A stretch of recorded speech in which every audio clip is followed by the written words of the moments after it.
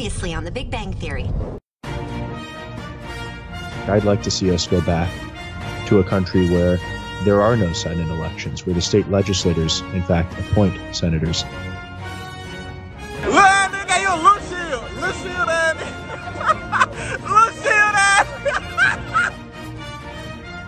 It's a standoff, and it's about to get very scary. A shirtless maniac armed with rocks is taunting motorists. He stands in the middle of the street, daring them to pass. When they do, pure terror ensued.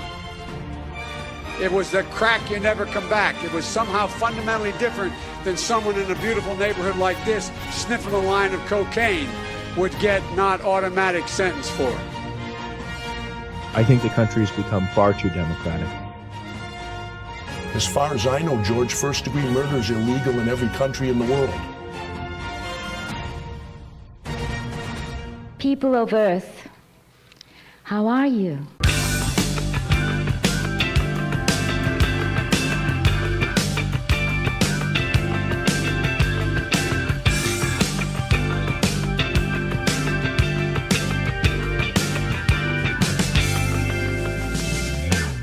Broadcasting live to tape from the dirtiest city in the world, outside of Italy, Philadelphia, Pennsylvania. What are you thinking about when that buzzer sounds for that line? What you think about when the 15th round when you're coming out?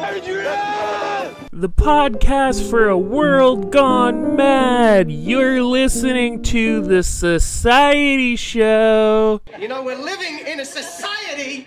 On today's episode,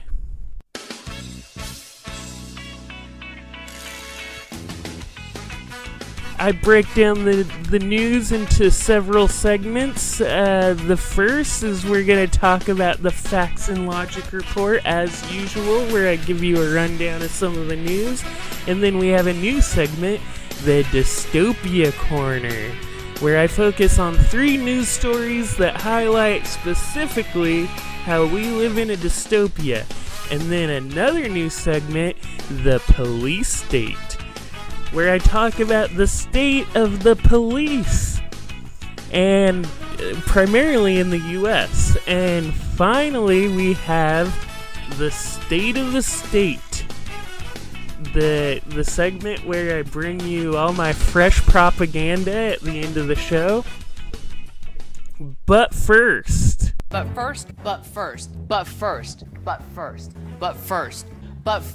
we'll get to the Facts and Logic Report, but I did want to lead following up on my Jacob Wohl interview.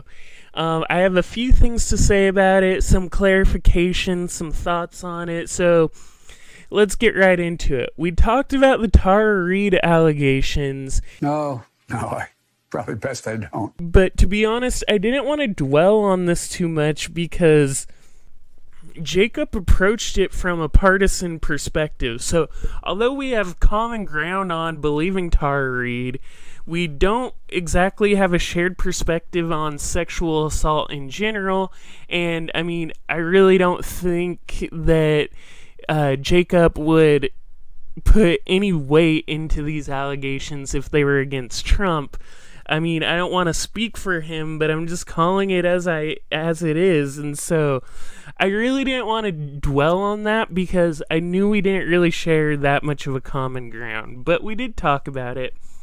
And then another thing I wanted to talk about is, listening back, I brought up social justice in a negative way, and I wanted to contextualize what I meant by that.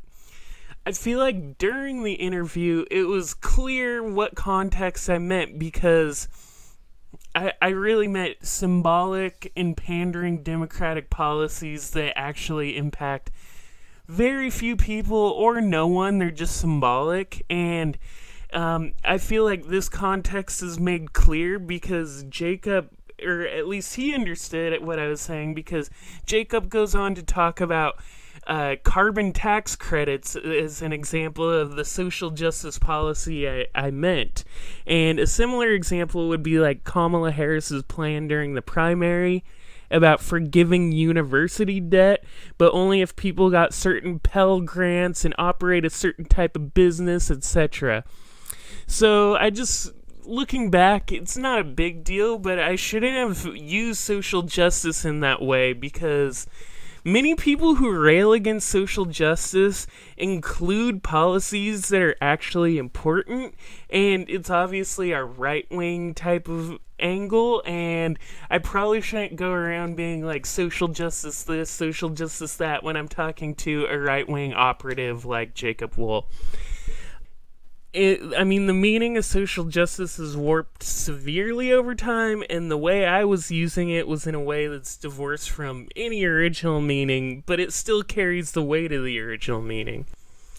And I also want to emphasize, I didn't intend to challenge or debate Jacob. I pushed back against some things, but I mostly just let him say his shtick, then I would say mine. And because of that, he said some things that I obviously really don't agree with. Most notably when he said there's too much democracy in the United States. But I felt like those remarks speak for themselves and didn't really feel the need to debate with him whether democracy is good or not. I'm going to vote for Gary Johnson or some shit. And just one more thing about it. I'm worried that I hope no one listened to it and thought, oh, Christian in the Society show was platforming Jacob Wohl. The reality is, Jacob Wohl really platformed me, and this is a very small podcast.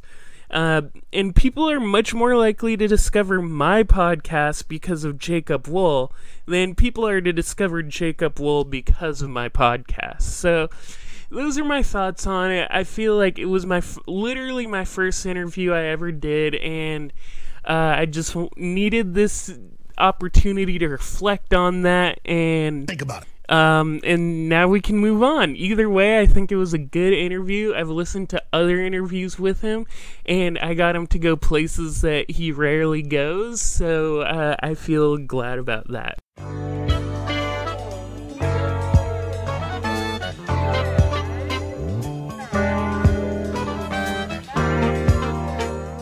Society is in a crazy spot right now, folks.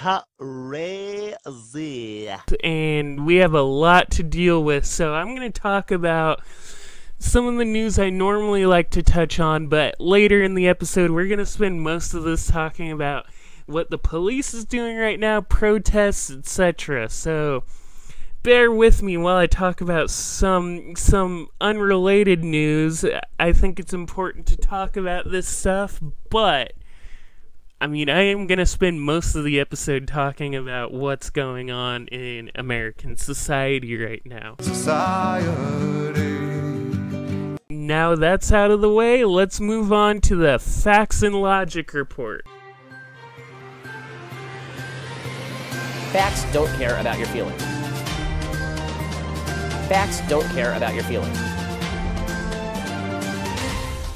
These are facts. Erik Prince, the founder of private military contractor Blackwater and advisor to Donald Trump, is suing The Intercept over an article published in April that accused him of attempting to offer military services to a Russian military contractor connected to the Russian government called the Wagner Group. The Wagner Group is currently supporting Haftar in the Libyan civil war and is also helping defeat an ISIS affiliate in Mozambique, which I actually reported on both of those things 2 weeks ago. Oh my God, who the hell cares? Alex Karp, the CEO of Peter Thiel's company Palantir, is threatening to move the company out of California due to a, quote, monoculture. He suggested Colorado or New Hampshire as a place to move. Yeah, you heard that right. Alex Karp wants to move the company due to a monoculture, so he's considering two of the widest states. White people are the devil. Amazon has been releasing video packages and scripts filled with misleading corporate talking points, then distributing that material to local news stations. 11 stations aired the deceptive propaganda that claimed Amazon was properly handling the coronavirus. My bum is on the man! Bum is on the man! It's a lot of fun to put your bum on a man! The Trump administration has informed Congress that it intends to allow the sale of munitions worth $478 million to Saudi Arabia. The House and Senate has effectively blocked this sale since January, but the State Department will likely push it through anyway. This country is so screwed up, man. Prime Minister Benjamin Netanyahu's Likud party and Benny Gantz's Blue and White party formed a coalition deal to govern as a majority. Article 29 of the deal allows the premier, in coordination with the White House, to bring a proposal to apply Israeli sovereignty for debate and approval by Parliament from July 1st. This means there's now a majority in the Knesset that support, quote, application of sovereignty, which is a euphemism for annexation. So in theory, Israel is just 2 months away from annexing parts of the West Bank. May Allah awaken the people and help them to see the evil doings of Israel. In the middle of May, Sao Paulo in Brazil was near collapse as coronavirus cases in Brazil was skyrocketing. Sao Paulo was one of the worst hit regions. The mayor said they were at 90% bed capacity and could surpass the beds they have within 2 weeks. However, the next news I was hearing about coronavirus in Sao Paulo was that Sao Paulo was set to reopen on June 1st. Now, when this podcast is released, it'll be past June 1st, so who knows what'll happen. Right now, I'm recording it the day before. But we shall see. On May 19th, Turkey celebrates Youth and Sports Day through various activities, including displaying Turkish flags in windows and balconies. The holiday commemorates the start of Turkey's War of Independence, which started on the 19th of May 1919 against occupying forces, including British, following the First World War. During this year's Youth and Sports Day, an ethnically Iranian man was detained for flying a Union Jack towel out of his window. As he was being detained, onlookers cheered. The man claimed he was drying out his towel on the balcony. What do you want, Breton trash? Malaysia's former Prime Minister Mahathir Mohamad has been expelled by the political party he co-founded after sitting on opposition benches during a parliamentary session.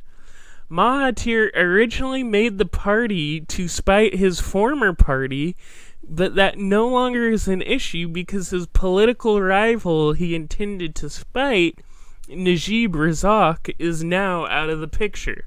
I'm on it. I'm hot. I'm everything you're not.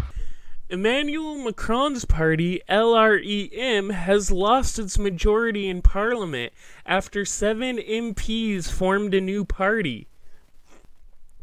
They left the party to focus on environmental issues and social inequality. Macron's party now has 288 seats, exactly 1 short of a majority. Macron's party still has support from 2 marginal centrist and center-right parties, so they aren't at risk of losing power. Officials say they aren't worried, but the party has been slowly losing members. My mother was a 15-year-old French prostitute named Chloe with webbed feet. And that's that for the Facts and Logic Report. Facts don't care about your feelings. Our next segment is the Dystopia Corner. Ooh. I'm kind of bad at naming segments, so I'm just going to call it the Dystopia Corner until I think of something better. I have 3 news stories here that really signal the dystopia that we're living in. And these aren't this isn't exactly like Marxist dystopia. It's not about material conditions being hell. We already know that. This is about the dark future we're moving into. So I'm talking more like Black Mirror style dystopia. So the Serbian president Aleksandar Vučić gave what has been called a, quote, very dystopian and creepy, end quote, political rally, where he spoke on a large, fancy TV set, it looked like a reality show, while monitors broadcasted an audience in their individual homes behind him. So he's on this stage, looks like a reality show. This is crazy. Behind him is a wall of screens with people at their homes watching him speak. But I'm glad to be coming through your television screen wherever you are. The people at home were constantly clapping, so it was just a wall of people clapping behind everything he said. And not only that, but the audio was on, so you could hear his voice booming and echoing through the people at home. It's not exactly that crazy or anything, but you should go find the video. It does have that Black Mirror vibe to it. Ja verujem u vašu energiju, ja verujem u vaš rad, u vaš trud, ja verujem u Srbiju, ja verujem u svakog srpskog čovjeka i znam da možemo da budemo bolji od drugih. Pokazali smo to prethodne 3 godine i to možemo i moramo da nastavimo.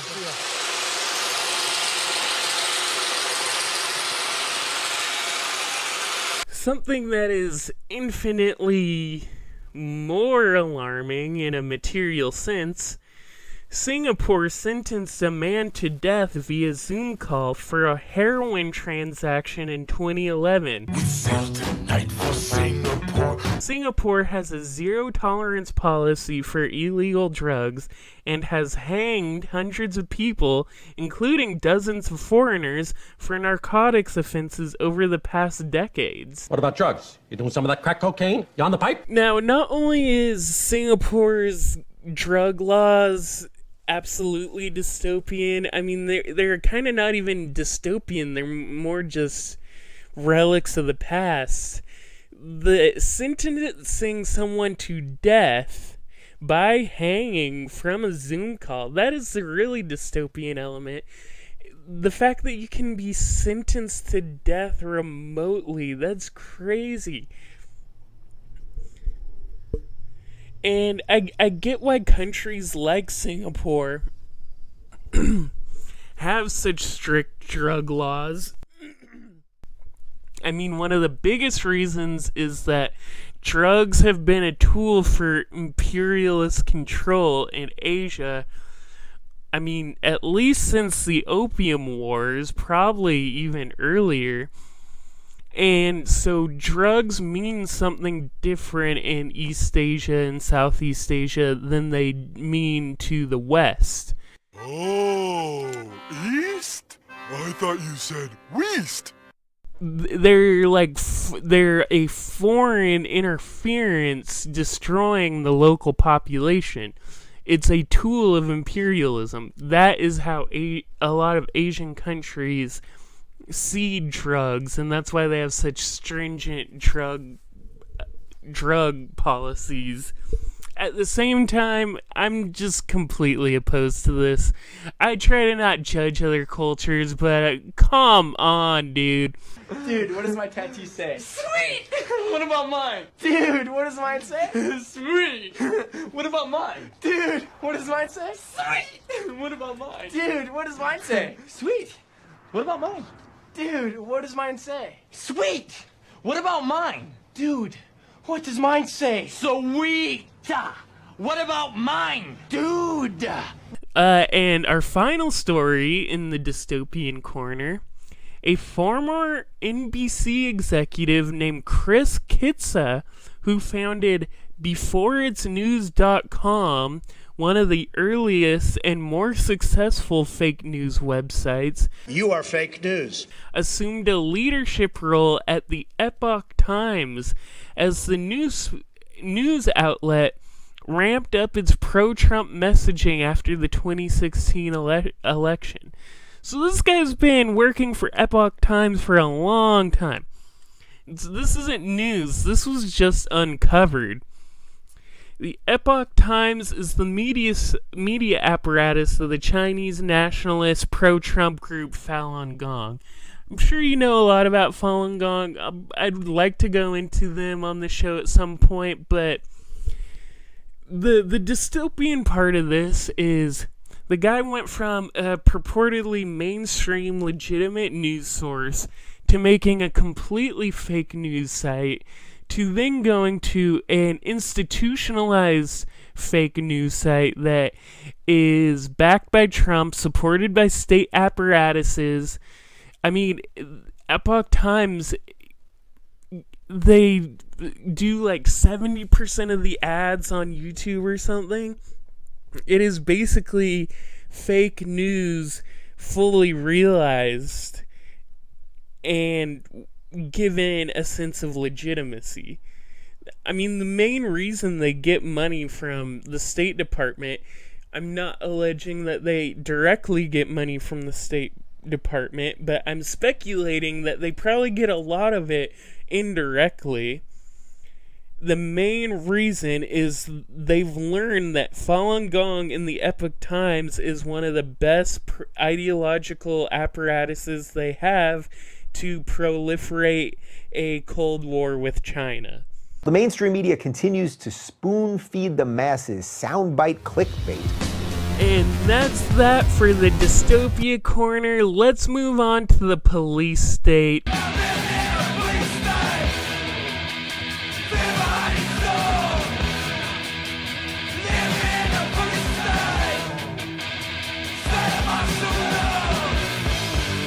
We're going to be talking a lot about police today, folks. There's a lot going on. And I'm going to start with two stories that you won't hear about a lot because they've been overshadowed, but they absolutely show the cruelty of ICE and ICE detention centers. So I have to pay my respect to these people who report on it. I barely saw it anywhere. And these stories were both, like, really upsetting to me. A 34-year-old Guatemalan man named Santiago Batten Oxlage, who was held by ICE in South Georgia, died from coronavirus. CoreCivic, the private prison company contracted to operate the ICE camp, confirmed that 51 of its employees who work at the facility have tested positive for coronavirus. Earlier in May, 57-year-old Carlos Escobar Maya of El Salvador, passed away of coronavirus at a hospital in California after being held at ICE's Otay Mesa detention center in San Diego. The reason this is really upsetting to me is, so the first guy I mentioned, his last name is Batten, Baten hyphen Oxlage, Oxlaj. You may be thinking, Oxlage, that doesn't sound like a very Spanish last name. It's not. It's a Mayan surname. This dude is at least partially indigenous. So think about this for a little bit. The U.S. helped the right-wing Guatemalan death squads genocide Mayas. There was a coup in the 50s where the U.S. overthrew a left-wing government, not even communist, just left-wing. These people on the left. And instated one of the most reactionary, violent regimes that have ever existed, at least in Latin America. And the crazy thing is, there's never actually been a coup. In theory, now they elect people in Guatemala. It's not just a military dictatorship, but the systems that were implanted during the 1950s coup still remain. It's not like they have a completely different government now. It's not like post-World War II Nazi Germany, they changed governments from the top to bottom. It's the same lineage. It's the same regime. The U.S. helped them get power and then gave them supplies to genocide Mayas. Look up the silent genocide, the Mayan genocide, Guatemalan genocide. It'll be anything like that. So, this guy, Santiago Batten Oxlage, he escapes a right-wing dictatorship that very likely killed someone he knew. A study by the Juvenile Division of the Supreme Court sanctioned in March 1985 revealed that over 200,000 children had lost at least one parent in the genocide, and of whom 25% lost both. That doesn't even show the wide scale, because the genocidal Guatemalan death squads often killed Mayan children too. He escaped that. He went elsewhere to not be killed. And then he died because of the United States. His entire existence was informed by the U.S. trying to kill him and eventually succeeding. Death to America. In another story, a 74-year-old man named Chung Wong An died at an ICE facility in Arizona. An was admitted into the U.S. as a permanent resident in 1988. In 2013, An was sentenced to 10 years in prison. An served his prison sentence, but was then taken into ICE detention because he was supposedly, quote, too dangerous for release, despite serving his time and being highly at risk for coronavirus. He committed suicide in prison. So get this, the guy gets convicted of a crime, sentenced to 10 years, serves 7 years of it, which is extremely common in United States prisons. I don't think I've ever heard of anyone serving the full time, unless it's life, with no chance of parole or something. He served his time for his crime, was released, and was immediately taken into an ICE detention center because they said he was too dangerous. A 74-year-old man was too dangerous, so they indefinitely detained him. Death to America. Now, let's get into... We're going to talk about the incident with George Floyd. So, after the brutal murder of George Floyd at the hand of a killer cop, protests and riots have spread throughout the country, as you know. The cop who killed George Floyd, named Derek Chauvin, had several violent incidents in the past. In one incident, he killed an indigenous man, and Senator Amy Klobuchar declined to prosecute him. And I'd like to see how your hair would fare in a blizzard. There goes Amy Klobuchar's chance of being vice president. Or, I mean, it would at least be complete political suicide for Trump to make her, for Biden to make her his vice president. But then again, if you don't vote for Biden, you ain't black. You got more questions, but I tell you, if you have a problem figuring out whether you're for me or Trump, then you ain't black. So, the protests in response to the killing of George Floyd, protesters looted several stores. Whoa, isn't that stealing? No, it's just looting. In Minneapolis. They burned down at least one, probably more. I'm talking about the first night. They burned down at least one police stations. Fire! Fire! Fire! Fire! The Minnesota governor called in the National Guard because the city police more or less stopped resisting the protesters. I'm all talking about the first night here. I know it moves fast, but that's where we were at. And during the first day of the protest, an AutoZone was caught on fire. Fire! Fire! Fire! Fire! I'm sure you may have heard about this, and the windows were destroyed. Footage emerged of a tall white man wearing all black, covering his face with a gas mask and carrying an umbrella. You can stand under my umbrella. You can stand under my umbrella. Ella, ella, under my umbrella. Ella, ella, The man emerged from behind the AutoZone, then smashed several windows before trying to retreat the same way. A few protesters followed him and asked what he was doing. He seemed highly uncomfortable after being questioned. The umbrella he was holding, I imagine, was a gesture to the umbrella movement in Hong Kong 2014, where they use umbrellas to block their identities from cameras and police.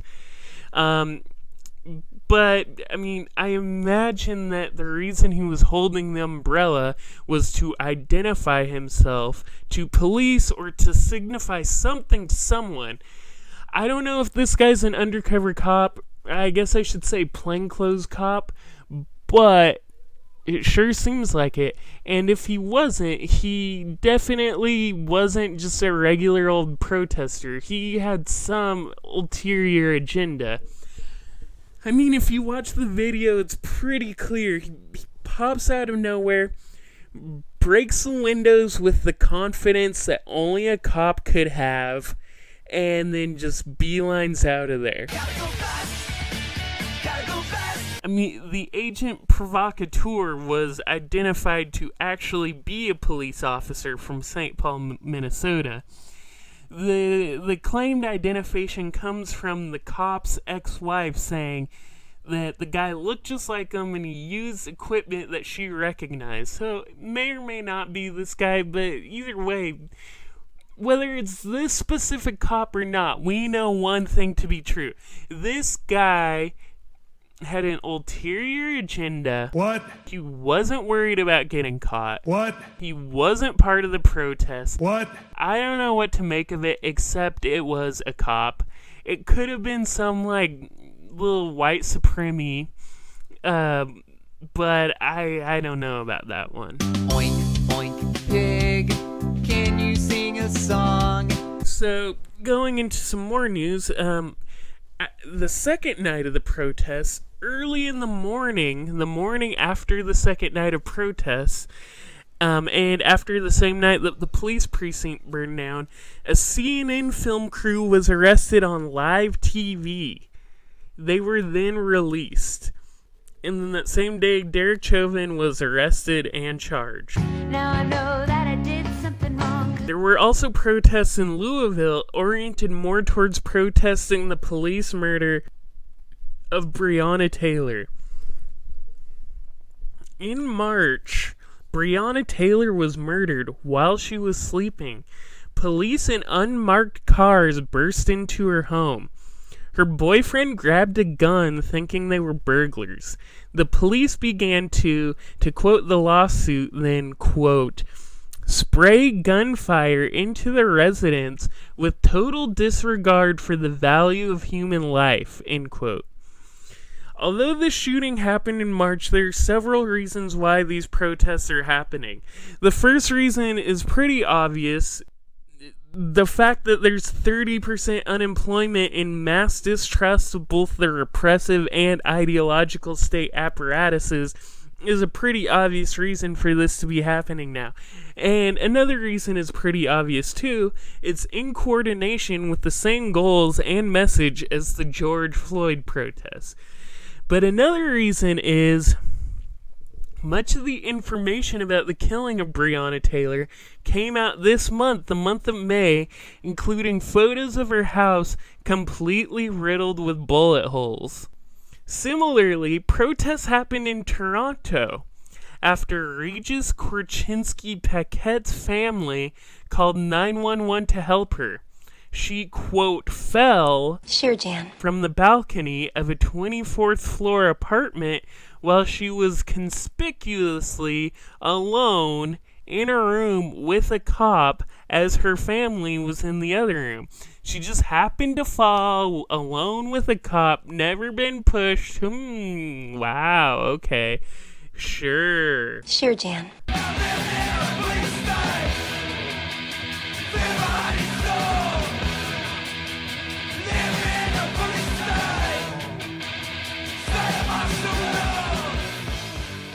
Having said all that, I will transition to the state of the state. The state of the state. State of the state. And, I mean, it's pretty clear the state is in some state of decay.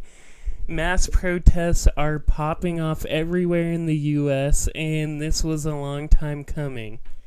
On some level, I saw this coming, but on another level, I didn't, and I don't think anyone did that much.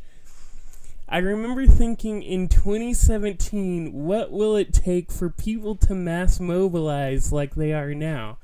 Because there were protests at the beginning of the Trump administration, but many of them, or most of them, or all of them really, petered out. Remember, there were protests and riots right around when Trump got elected, and again when he took office. There was the Women's March, the airport protests, and more. All that stuff. From my perspective, the main reason that uprisings like that were quelled was because the Democrats and mainstream media desperately wanted to stop legitimate uprisings and instead funneled the political energy of their base into bureaucratic, esoteric stuff that you simply spectate, like the Russiagate narrative and the impeachment narrative.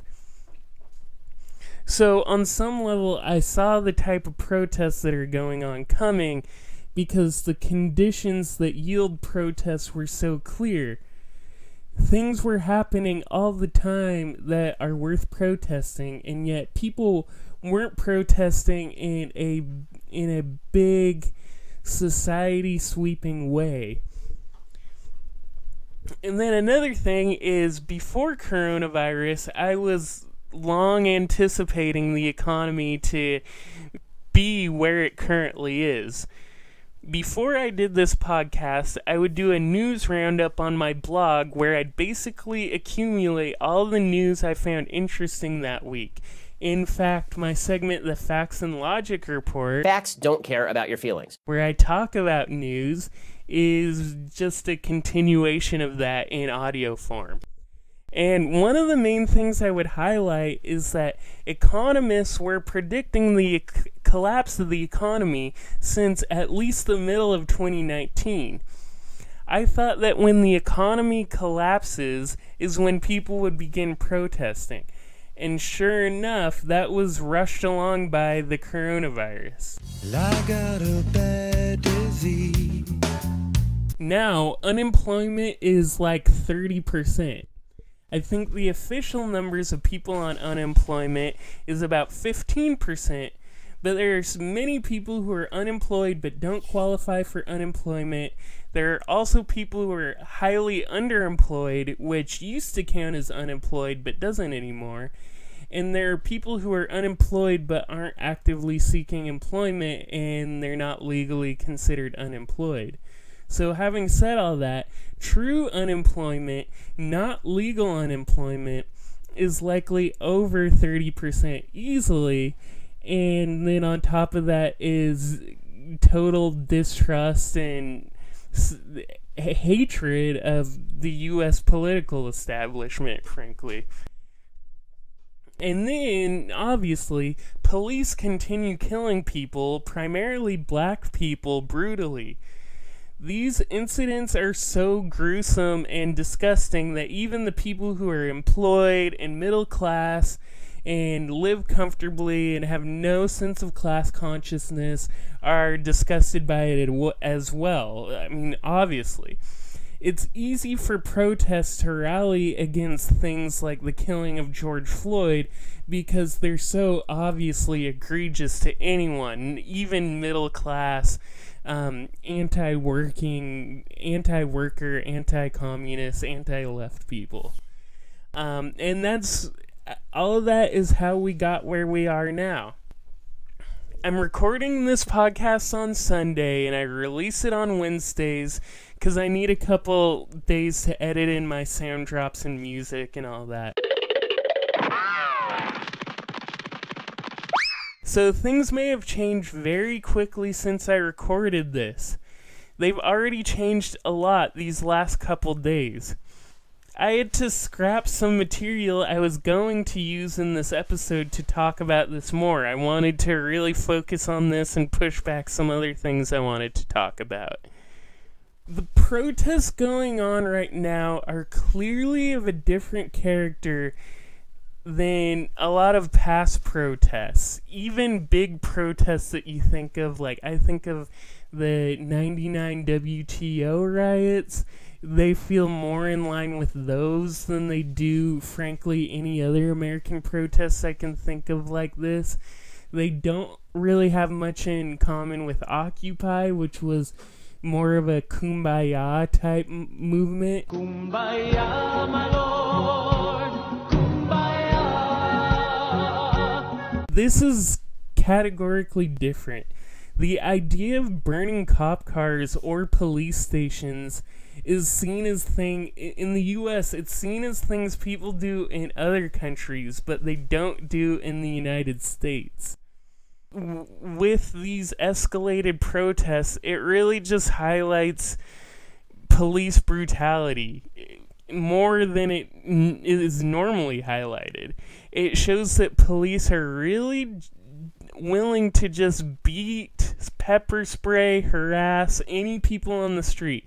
They're willing to push young women to the ground, pepper spray little girls, shoot gas canisters at people sitting on their porch, run over protesters like that, the little fascist worm in Charlottesville. They're willing to completely appropriate any violent tactic like that. And the intensity of police brutality is amplified by the fact that the National Guard and military are getting involved. It plainly shows that American cops are a domestic military. You can just slot in the National Guard and they do the same job as police. It shows that they're doing the same job. They are the same people. It's just the police are a domestic military. The cops live out in like McMansion hell with kids named stuff like Lycan and Taylor, and they commute an hour to the city. They have complete contempt for people who live in cities, who are proportionally more likely to be poor and more diverse than the people in their personal life. They're basically as close to an occupying force as one can get with it while still remaining in the same country. And then the real crazy part about it all is the police are just pretty openly and egregiously assaulting press. They hit someone from the press with pepper spray balls. Like it looks like a paintball gun, but it had like pepper spray balls in them. And then they hit a journalist in the eye with a gas canister. They've detained multiple journalists on film now. And, I mean, there's so many things I could talk about that have happened the past few days that really open up people's eyes and thoughts to different things. And because of this, people will say stuff like, America has changed. And in a way, it has, because things are always changing. But this isn't really a change to the system. Nothing has systematically changed. These dynamics have been embedded into the American political system since the beginning. What happens is, instead of America changing, conditions change over time. And as conditions change, they show the same system from different angles. When the tensions in economic and social society become more apparent, people respond to the system in different ways, and the system responds back in different ways. What we are seeing is the United States for what it always has been. Normally, the people on the receiving end are farmers in Vietnam or ranchers in like Afghanistan or Iraq, or hunters who were indigenous to America, or Africans taken from their homeland, or any other group of people victim of the U.S. around the world. American protesters aren't being exposed to even a fraction of the death imposed on colonized people like that. But we are still seeing it. It's that element is poking out at us. The police see themselves as an occupying force, and they're no longer afraid to show you. And one last thing that the ideological apparatuses of the United States have been doing a lot, that is a complete smear job against the protests. This is usually the liberal approach rather than the conservative one, is the narrative of the outside agitators. Obviously, this is a flawed narrative for many reasons. For one, what they mean by outside agitators is maybe people from the next town, not next town, next state over, maybe a couple states over. They drove into state to take part of the protests. They try to dismiss the protests by saying they were done by outside agitators. But how can they be outside when they live in the same society with the same repression, same economic system? Everything is the same, they just live in the next town over. What they want to do is make people associate the protesters with, say, Russians, Chinese. That's the association they're going for with outside agitators, because it's such a meaningless scare phrase that it actually, it doesn't mean anything. It just makes people think about big scary boogeyman or like KGB. And then the other element of it is it's used by the Democratic Party ideological apparatus to tell black people, listen, the left isn't going to help you. They're all outside agitators. They're just these white anarchists LARPing from out of state. They're not helping you. They're making you look bad. Come back to the Democratic Party. We'll take care of you. It is absolutely a tactic to divide the left amongst race. This is a tactic that is used by the capitalist class actually all the time. The Republican Party uses it all the time, very explicitly, but the Democratic Party uses it implicitly all the time, and the way they'll do so is they'll pretend they have invested interests in a minority group doing well, and then they juxtapose different groups with their interests. A perfect example that is even more obvious is, say, during the 92 riots, where the ideological apparatuses really wanted to highlight the cleave, like the split between the Korean community and the black community. Obviously, that was one of the primary reasons why the riots started, was a Korean store owner killing a black person in the store. And, there's obviously, like, the Koreans who were protecting their businesses from rioting with, like, guns on the roof. Those things are true, but that is very overemphasized, and it's made a bigger deal out of it, because obviously the bigger conflict was between white people and black people. It was between poor people and rich people, not black people and Koreans. That was just an element of a broader overarching thing.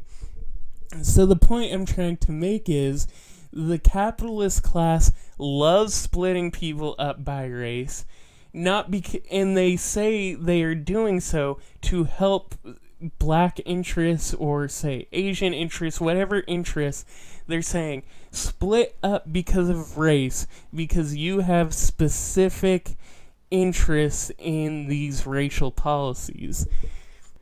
In reality, left-wing policies, because they're more universalized, they help people more equally. For example, the Democratic Party will give you some means-tested thing where you have to qualify for it, and you have to do this or that. And what this ends up doing, to give an example, let's say food stamps. If everyone in the country got food stamps, it would help strip away elements of our class society. But they will never do that because they want to use food stamps to reify class positioning. In the same way, they want to use racial issues to reify class positioning. They say only the Democrats can help you with this issue that is specific to your race. When in reality, let's say, go back to the food stamps example. If everyone got food stamps, black people it would not be possible to marginalize black people and poor people for getting food stamps. There would never be the narrative about, like, oh, mocking people for government cheese and that type of shit that's, like, antiquated now. So, my point overall is that this narrative about outside agitators is really just a ploy to make the rioters seem like they're almost like white nationalists. They're this outside group. They just want to make destruction. They're not associated with the protests in any meaningful way, when that's not how it is at all. And I realize I'm kind of resulted to rambling at the end of this, but so I'll leave it there. State of the state. That was the state of the state. State of the state. Thank you for listening to the Society Show podcast. Society. My name is Christian. You can follow me on Twitter at ChristianIsCool. Is spelled I-Z. Christian I-Z Cool. You can also follow the show on Twitter at Society_show. And thank you for listening to the Society Show. Till next time, take care of yourself and each other. On the next Arrested Development. Thank you very much. And now I'm going to pay my respects to a very, very special place. Thank you very much. That's funny. I've never heard of a George Glass at our school. Eastbound on Dean Street and Albany. So we're stuck here. Run them over. Shoot those motherfucker. Don't put that over yet. He's really good looking, and he thinks I'm super cool. Gotta have them ribs. And pussy too. That is nasty. As a man who looks like he bathes in Cheeto dust.